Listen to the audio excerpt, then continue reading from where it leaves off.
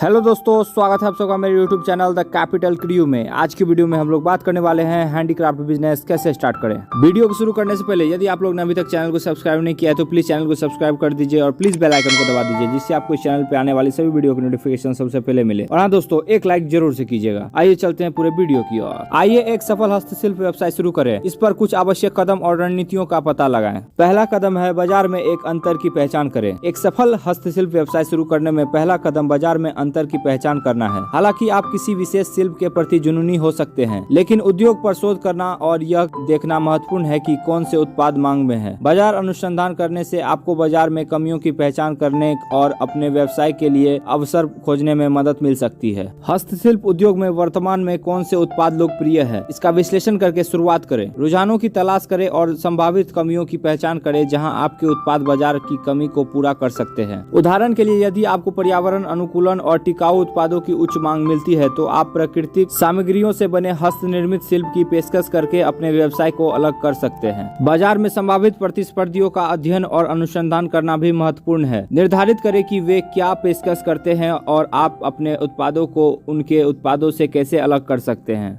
दूसरा कदम है अपने दर्शकों को बेहतर जानें। शिल्प व्यवसाय शुरू करते समय यह जानना महत्वपूर्ण है कि आप किसे बेच रहे हैं। सबसे पहले इस बारे में सोचें कि आपके उत्पादों को खरीदने की सबसे अधिक संभावना किसकी होगी। कम उम्र, लिंग और जनसांख्यिकी के साथ साथ उनके क्रय व्यवहार पर भी विचार करें। उदाहरण के लिए, यदि आप हस्त निर्मित आभूषण बेच रहे हैं तो आपके लक्षित दर्शक 20 और 30 वर्ष की महिलाएं हो सकती है, जो फैशन की शौकीन है और सोशल मीडिया प्लेटफॉर्म पर खरीदारी करना पसंद करती है। आपके दर्शकों की जनसांख्यिकी रुचियों और प्राथमिकताओं को समझने से आपको ऐसे उत्पाद बनाने में मदद मिल सकती है जो उन्हें आकर्षित करते हैं। उदाहरण के लिए, यदि आप पर्यावरण अनुकूलन उत्पाद बेच रहे हैं तो आप टिकाऊ विकल्पों की तलाश कर रहे हैं। पर्यावरण के प्रति जागरूक उपभोक्ताओं को लक्षित कर सकते हैं। एक बार जब आप अपने लक्षित दर्शकों को परिभाषित कर लेते हैं तो आप उन तक पहुंचने के लिए सर्वोत्तम मार्केटिंग चैनल निर्धारित कर सकते हैं। उदाहरण के लिए, यदि आप युवा उपभोक्ताओं को लक्षित कर रहे हैं तो इंस्टाग्राम और फेसबुक जैसे सोशल मीडिया प्लेटफॉर्म सबसे प्रभावी चैनल हो सकते हैं। वृद्ध उपभोक्ताओं के लिए आप स्थानीय समाचार पत्रों या रेडियो स्टेशनों पर विज्ञापन देने पर विचार कर सकते हैं। तीसरा कदम है एक बिजनेस प्लान बनाएं। शिल्प व्यवसाय शुरू करते समय आपके उत्पादों को बेचना शुरू करने से पहले एक कदम पीछे हटना और कुछ योजना बनाना महत्वपूर्ण है। व्यवसाय योजना बनाना योजना प्रक्रिया में सबसे महत्वपूर्ण चरणों में से एक है। यह योजना आपके दिशा सूचक यंत्र के रूप में कार्य करती है, जिससे आपका व्यवसाय बढ़ाने के साथ साथ आपको अपने ट्रैक और लक्ष्यों पर ध्यान केंद्रित रखने में मदद मिलती है। व्यवसाय योजना में निम्नलिखित शामिल होना चाहिए: आपकी कंपनी के प्रमुख बिंदुओं और उद्देश्यों को रेखांकित करने वाला एक संक्षिप्त अवलोकन, आपका शिल्प व्यवसाय क्या करता है इसका विवरण, प्रतिस्पर्धी और बाजार विश्लेषण, एक शोर्ट विश्लेषण, एक विपणन और बिक्री योजना, वित्तीय अनुमान। अपनी व्यवसाय योजना में इन महत्वपूर्ण विवरणों को रेखांकित करके आप एक नया व्यवसाय शुरू करने की चुनौतियों से निपटने के लिए बेहतर ढंग से तैयार होंगे। चौथा कदम है अपना ऑनलाइन क्राफ्ट स्टोर बनाएं। जब आप सीखते हैं कि ऑनलाइन शिल्प बेचना कैसे शुरू करें तो आप एक ऑनलाइन स्टोर बनाएं जो पेशेवर दिखता हो और महसूस होता हो। ऐसा करने का सबसे आसान तरीका शॉपी जैसे ई-कॉमर्स प्लेटफॉर्म का उपयोग करना है। शॉपी के साथ आप 30 मिनट के कम समय में एक ई-कॉमर्स साइट बना सकते हैं और आप अपने स्टोर फ्रंट को कस्टमाइज करने के लिए विभिन्न टेम्पलेट्स और थीम में से चुन सकते हैं। अपना ऑनलाइन स्टोर डिजाइन करते समय आपको यह सुनिश्चित करना होगा कि आपके उत्पाद पृष्ठ देखने में आकर्षक हो, जिनमें आपके शिल्प की शानदार तस्वीरें और प्रेरक उत्पाद विवरण हो जो आपके संभावित ग्राहकों को आकर्षित करते हो। इसके अलावा आपके लैंडिंग पेजों को लोगों को आपकी कंपनी के साथ संबंध बनाने के लिए प्रोत्साहित करना चाहिए और उनके लिए वह ढूंढना आसान बनाना चाहिए जो वे ढूंढ रहे हैं।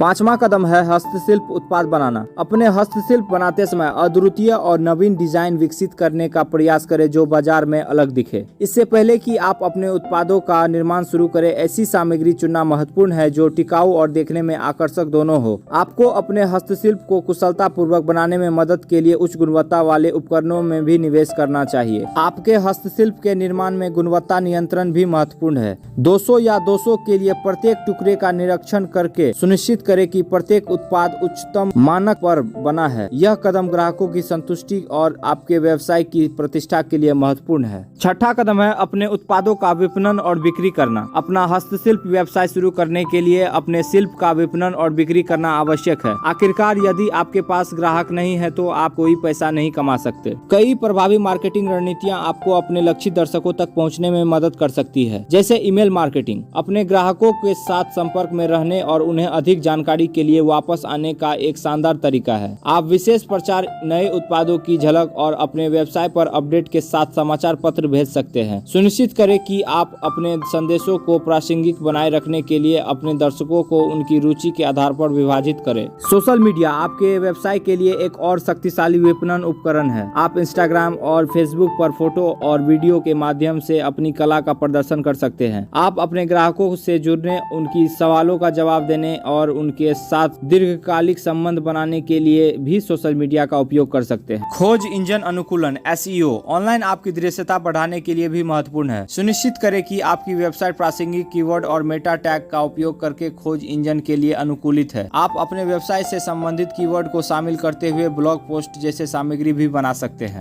मल्टी चैनल सेलिंग अपनी पहुंच बढ़ाने और अपनी बिक्री बढ़ाने का एक शानदार तरीका है। इसमें आपके उत्पादों को कई प्लेटफॉर्मों पर बेचना शामिल है, जैसे आपकी वेबसाइट, Etsy या Amazon जैसे ऑनलाइन मार्केट प्लेस और फेसबुक और इंस्टाग्राम जैसे सोशल मीडिया चैनल। 7वां कदम है अपने व्यवसाय का प्रबंधन और विकास करना। आपने अपना हस्तशिल्प व्यवसाय शुरू कर दिया है, अब इसे प्रबंधित करने और बढ़ाने पर ध्यान देने का समय आ गया है। एक सफल व्यवसाय चलाने के लिए निरंतर प्रयास और विभिन्न पहलुओं पर ध्यान देने की आवश्यकता होती है। जिन क्षेत्रों में सुधार की आवश्यकता है उनकी पहचान करने के लिए बिजनेस मैट्रिक्स की निगरानी और ट्रैक करें। राजस्व, लाभ, मार्जिन, ग्राहक संतुष्टि और इन्वेंट्री स्तर जैसे महत्वपूर्ण मैट्रिक्स पर नजर रखने से आपको सूचित व्यवसाय निर्णय लेने में मदद मिल सकती है। आप इन मैट्रिक्स को ट्रैक करने में सहायता के लिए सॉफ्टवेयर टूल का उपयोग कर सकते हैं या पेशेवरों को नियुक्त कर सकते हैं। आपके हस्तशिल्प व्यवसाय को लाभदायक बनाने के लिए रणनीतियां और युक्तियां। एक मजबूत ब्रांड बनाएं। आपके लक्षित बाजार के अनुरूप ब्रांड बनाने के लिए यहाँ कुछ युक्तियां दी गई है, जैसे अपनी ब्रांड पहचान परिभाषित करें,